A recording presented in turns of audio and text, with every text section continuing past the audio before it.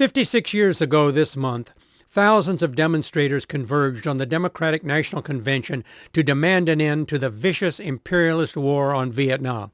I was one of them. The war on Vietnam was intolerable to any person of conscience.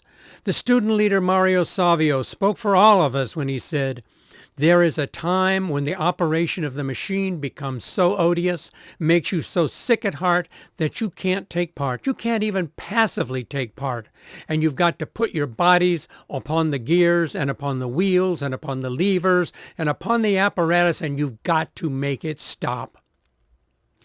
Much then was the same as today.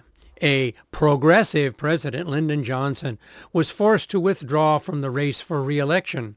Outside the White House, hundreds had been chanting daily, "Hey, hey, LBJ, how many kids did you kill today?"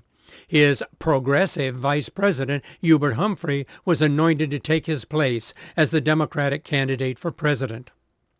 But there was no way in hell that people of conscience were going to vote for that imperialist scumbag, in spite of the howls from older progressives that we were just going to get Richard Nixon elected.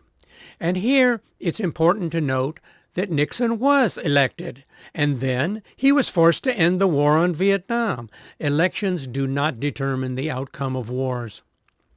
In spite of those similarities to today, there were two major differences between then and now. First, a fundamental split in the ruling class exists today, where each side considers rule by the other side to be illegitimate and unthinkable. Back then, the ruling class parties still played by the rules. Today, the smell of civil war is in the air, as well as an unprecedented potential for the people to break through from below. The second major difference between then and today is that in 1968, while there were literally thousands of people who considered themselves to be revolutionaries, by which they meant many different things, there was no revolutionary leadership. There was no party and no leader who had a plan for how to end the system of capitalism imperialism, or what to replace it with that would actually liberate all of humanity. The most important thing that came out of the struggles of the 1960s and early 1970s is the revolutionary leader Bob Avakian, with his vision for a completely different and liberating society in which all forms of oppression are abolished, and a plan for how to get there, how to actually overthrow and dismantle the institutions of capitalism imperialism through an organized struggle involving millions of people, and replacing it with a system that is oriented to and capable of meeting the most fundamental needs of humanity and enabling humanity to become fit caretakers of the earth. Right now, we are in a race against time. Things could fly apart with the elections in November.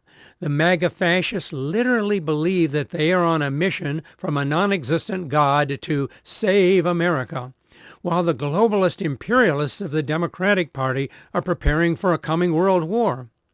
Striking and unexpected events are unfolding on a daily basis.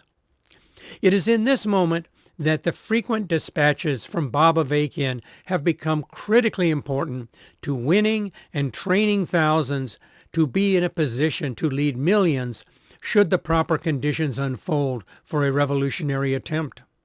These dispatches are available on all social media at Bob Avakian Official. Read them. Discuss them with your families and friends. Get them out everywhere.